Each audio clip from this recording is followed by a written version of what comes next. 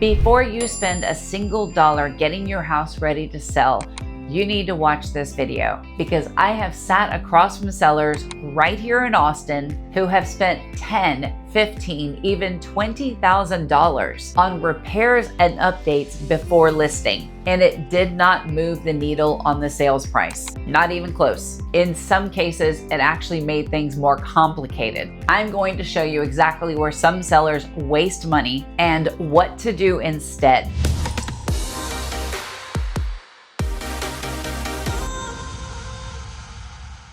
I'm Shannon Green, a realtor here in Austin, Texas, and I work with sellers across the city, from established neighborhoods inside the Loop, all through the Hill Country corridor, and into the suburbs and beyond. And one of the most consistent mistakes I see sellers make across every price point is over-improving before they list. The real estate market in 2026 is not the way it was 3 or 4 years ago. Buyers have more options, and a lot of them. They're negotiating, and they are not going to pay you back dollar for dollar for the projects you completed just before the listing. And understanding that up front will save you real money. In this video, we're gonna go through the 10 specific repairs that sellers almost always spend money on, but definitely shouldn't. I'll also tell you what buyers actually notice and care about, and I'm gonna share a bonus right at the end that almost nobody talks about, but that I've seen affect more sales more than any other repair could. So let's get into it. If you're thinking about moving to Austin or considering moving to the area and doing some research, I've put together a free relocation guide. Feel free to grab that and reach out to me if you have any questions. Okay, let's get into it.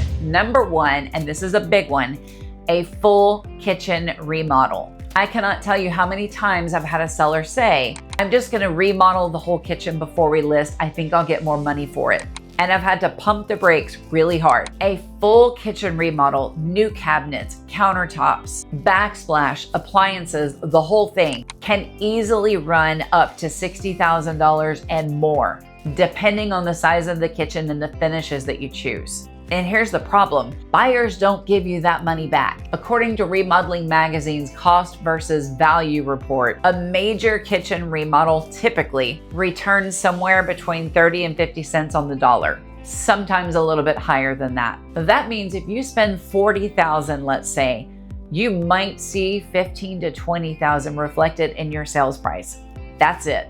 And here's the other issue. Buyers have taste. They might not like the tile that you chose, or the cabinet hardware, or the light fixtures in the entire package that you got for it, or the fact that you went with quartz when they were hoping for something completely different. You've now spent a lot of money making decisions for someone who may want something completely different. What to do instead? Clean everything thoroughly, recall, replace any broken hardware. And if the appliances are old or visibly outdated, consider replacing the most visible ones, like the refrigerator or the range. A clean, functional kitchen photographs beautifully. You don't need to rebuild it.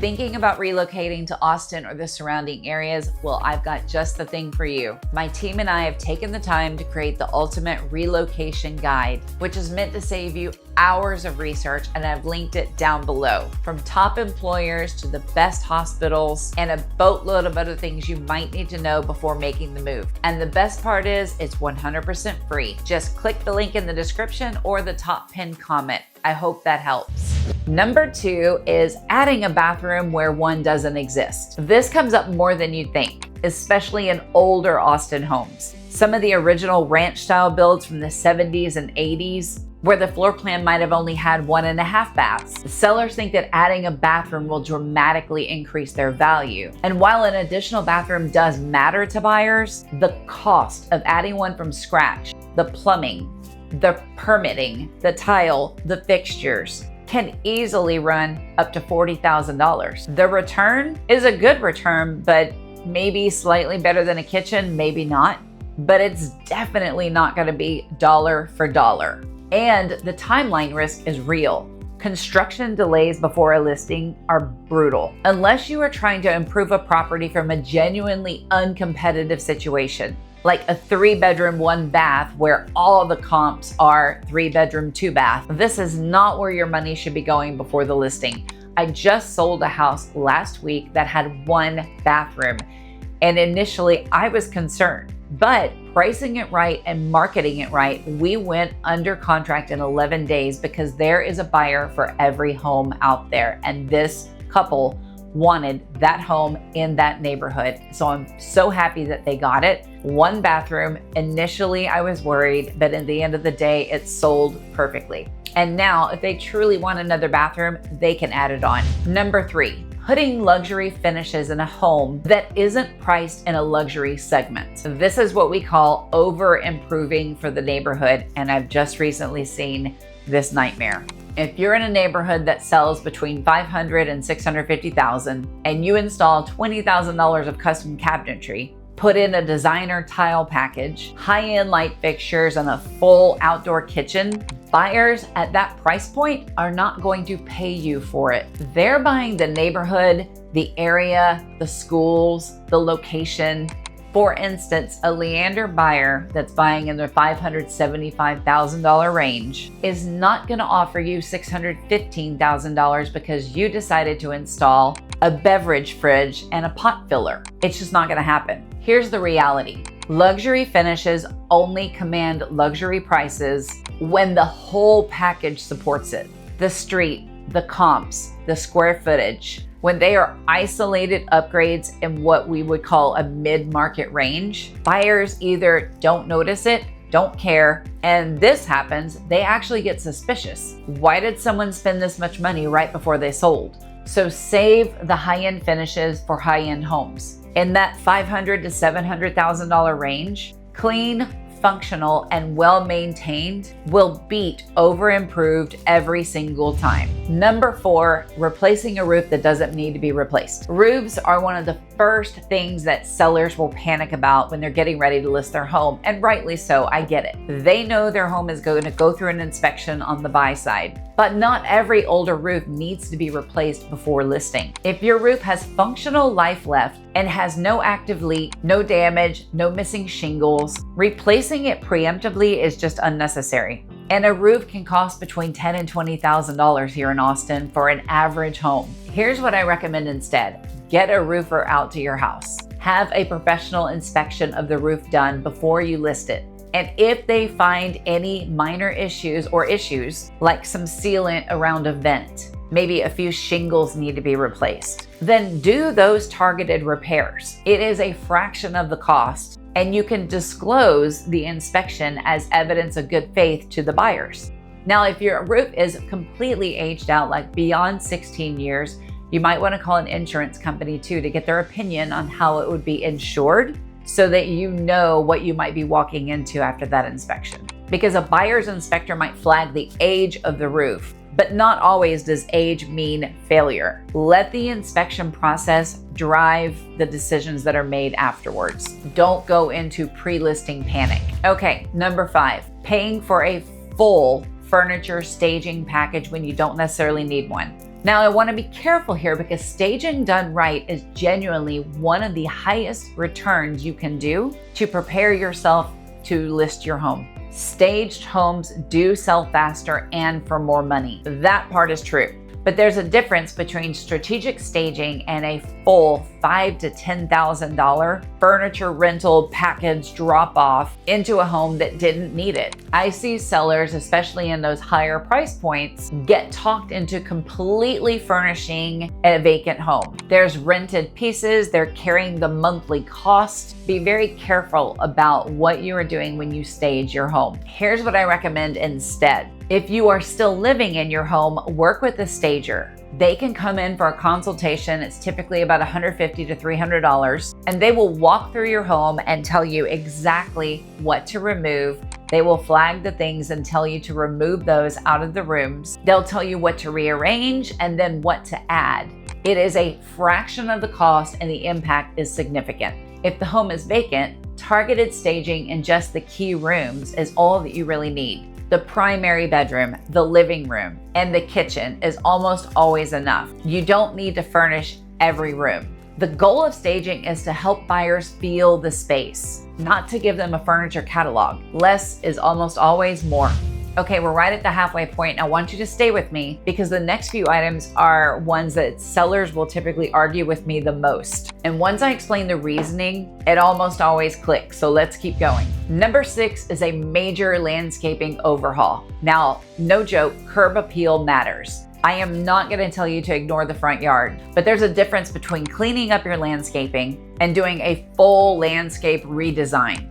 I've seen sellers put in new sod, irrigation systems, elaborate flower beds, decorative stone, easily $5,000 to $15,000. And buyers simply don't pay for it. Here's what actually moves the needle on curb appeal. Mow and edge the lawns. Trim the overgrown shrubs. Mulch the beds. Clean the driveway. Power wash the walkway, and freshen up the front door. All you need is a new coat of paint and maybe a new door handle. Total cost, a few $100s and maybe your weekend. That's the curb appeal investment that pays off. A $12,000 landscape design does not. Number 7 is converting a garage into a living space. And you'll see this in older homes around Austin. Here, garages matter, and they matter to buyers at almost every price point. Families need storage. People relocating here from other states, and people are still absolutely moving to Austin, are used to having that garage space. When a seller converts a garage into a bonus space or a home office and then says, well, it's going to add square footage, they're often surprised when buyers push back. And an unpermitted conversion creates disclosure and financing problems that can literally blow up a deal.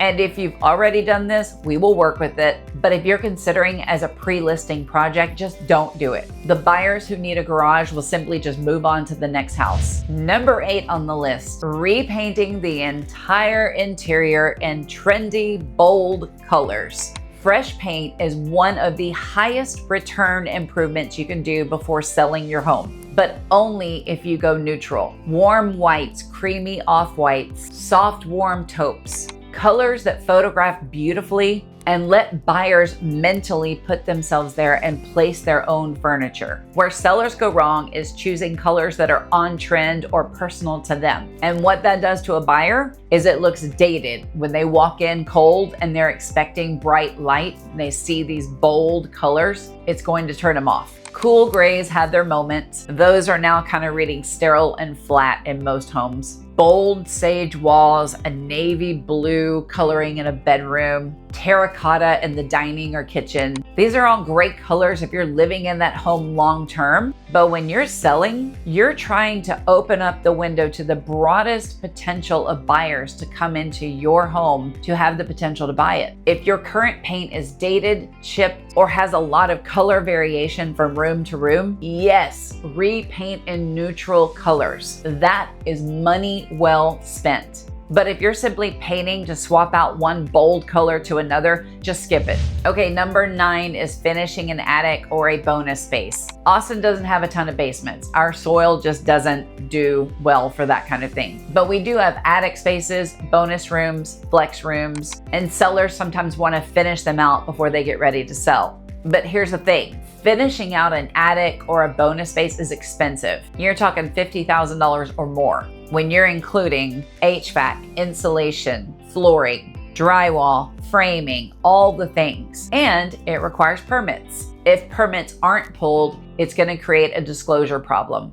And buyers in Austin are not going to be paying a premium for a finished attic space like they would in a colder climate where it's more necessary and every square foot matters. If the space is already permitted and finished out, great. We will market it, but don't start a project thinking that it's going to help you sell. And number 10, although I love it and it makes a huge difference, replacing all the windows in the house. Window replacement is expensive. For an average 2,000 square foot home, you're looking at least $15,000 probably for windows. And while buyers will notice bad windows, they almost never pay back the full replacement cost in a higher offer. Now, if you have a window that's broken or fogged between the panes, or maybe it doesn't open and close properly, fix that specific window. That's a repair. But replacing every window in the house just because they're older, that's a project that's going to cost you significantly more than it ever returns. Now, here's the exception. If the windows are a genuine structural problem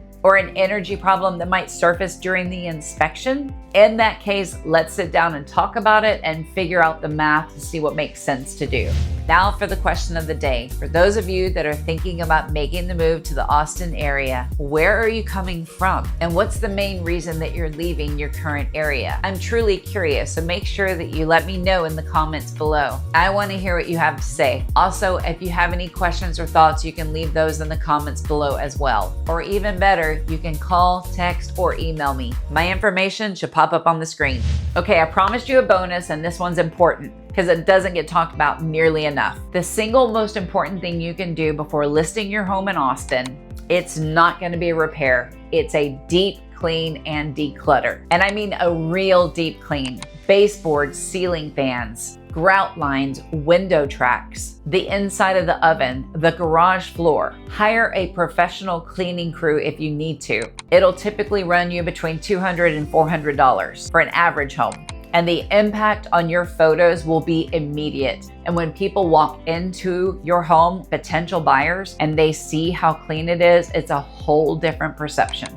And decluttering isn't about making the home look empty. It's about helping buyers see the home instead of your stuff. Rent a storage unit for a month or neatly put everything in the garage so the garage can still be seen. Buyers understand you have to have some kind of storage space, but you've got to declutter your home. Box up the collections, the extra furniture, the things that make the room look smaller than it actually is. I've walked into homes that needed up to $40,000 in repairs, and they have sold beautifully because they were clean, uncluttered, and staged simply. And I've walked into updated homes that felt chaotic, and they showed poorly because the seller spent money on the wrong things and skipped the basics. The basics always win. Okay, so let's bring it home. We've covered 10 things that sellers typically try to do before listing their home and throw money at that they don't necessarily need to. In almost every case, the return doesn't justify the cost. And in some cases, the disruption actively works against you. Your money is better spent on clean, neutral, and well-maintained than on expensive projects that buyers are definitely not going to pay you back for dollar. If you're thinking about selling in Austin, whether that's this month or next year, I'd love to sit down with you and put together a real plan. We will look at your specific home, the neighborhood comps, and what actually makes sense for your situation. No pressure, no generic advice. There are 3 things that will sell your home. It's price, presentation, and marketing. If you do all 3 of these well, you will find a buyer for your home. If you are watching from outside of Austin and need a great agent in your area, I have a huge network nationally of agents. Reach out to me and I can help you find a solid, good agent. And if you're looking to work with an agent here, I would love the opportunity to have a one-on-one call with you, go over my extensive marketing plan that I do to market homes here in the Austin. And if you're looking to sell your home in the Austin market or buy, but let's talk about selling, that marketing plan is everything of how you get eyeballs on the property. I would love to have a one-on-one call with you. We can go over that and what makes sense for you.